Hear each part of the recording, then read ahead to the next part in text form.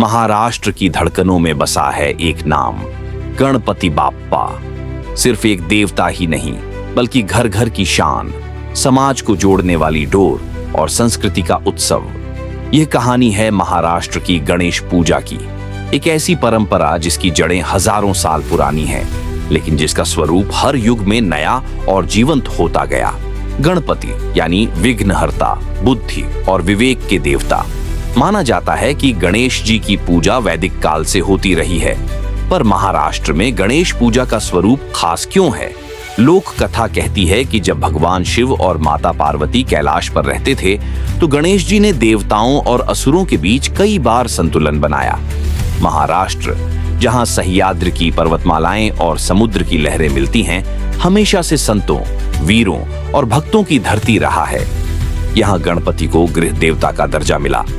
संस्कृत ग्रंथ मुद्गल पुराण और गणेश अथर्व शीर्ष में उल्लेख मिलता है कि महाराष्ट्र के कई भागों में गणेश जी की उपासना विशेष रूप से की जाती थी। जब जब महाराष्ट्र ने कठिन दौर देखे, गणपति पूजा लोगों को जोड़ने का माध्यम बनी। कहा जाता है कि छत्रपति शिवाजी महाराज स्वयं गणपति के अनन्य भक्त थे। युद्ध पर जाने से पहले वे गणेश की आराधना करते और विजय की कामना करते। उनके राज्यकाल में गणपति की पूजा लोकमानस में और गहरी बैठ गई। 19वीं सदी का अंत, भारत पर अंग्रेजों का शासन, लोगों को इकट्ठा होने की आजादी नहीं थी। लोकमान्य बाल गंगाधर तिलक ने 1993 में गणेश उत्सव को घरों से निकालकर सार्वजनिक गणेशोत्सव का रूप दिया। ढोल ताशे की गूंज अब सिर्फ घर की चारदीवारी तक सीमित नहीं रही, ये बन गई समाज को जगाने की आवाज। आज जिस गणेशोत्सव की धूम हम देखते हैं, उसकी नींव तिलक ने रखी थी। महाराष्ट्र में गणेश पूजा का उत्सव 10 दिन तक चलता है, गणेश चतुर्थी से लेकर अनंत चतुर्दशी तक। परंपरा है कि गणेश जी की मिट्टी की मूर्ति घर या मंडप में लाई जाती है। श्री गणेशाय नमः के मंत्रोच्चार के साथ मूर्ति की स्थापना होती है।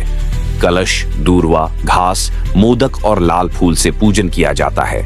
हर सुबह और शाम गणपति की आरती गाई जाती है। महाराष्ट्र की गणेश पूजा मोदक के बिना अधूरी है।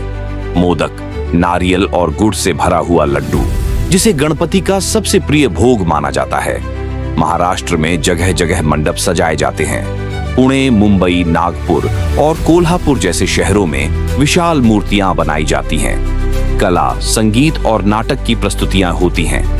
यह सिर्फ पूजा नहीं, बल्कि समाज और संस्कृति का महोत्सव है। 10वें दिन यानी अनंत चतुर्दशी को गणेश जी का विसर्जन किया जाता है। विसर्जन सिर्फ विदाई नहीं है, बल्कि यह संदेश देता है, जीवन में हर सुख दुख अस्थायी है, लेकिन विश्वास और भक्ति हमेशा कायम रहनी चाहिए। गणेशोत्सव आज महाराष्ट्र की पहचान है। यह त्योहार आर्थिक रूप से भी हजारों लोगों को रोजगार देता है। मूर्तिकार, फूल वाले, संगीतकार, सजावट करने वाले। यह सामाजिक एकता का प्रतीक है। यह त्योहार बच्चों को संस्कृति और परंपरा से जोड़ता है।